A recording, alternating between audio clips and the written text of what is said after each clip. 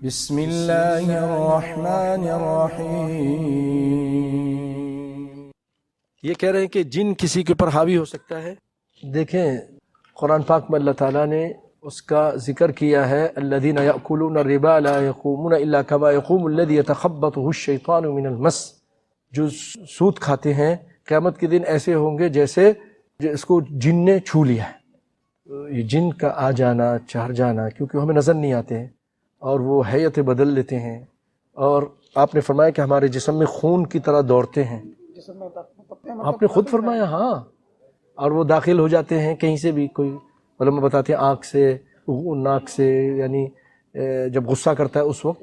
اور آپ صلی اللہ علیہ وسلم نے جو فرمایا نا کہ وہ خون میں دوڑتے ہیں، یجری مجری الدم، اور پھر وہ وسوسہ ڈالتا ہے۔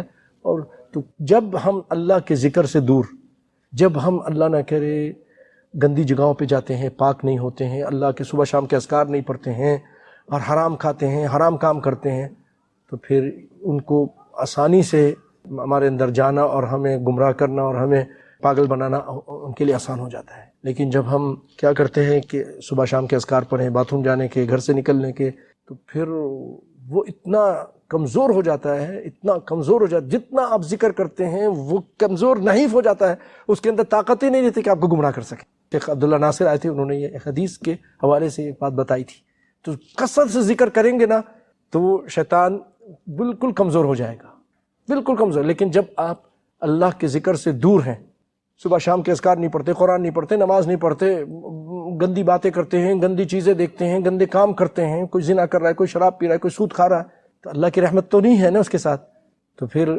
شیطان اس پہ غالب آ جاتا ہے۔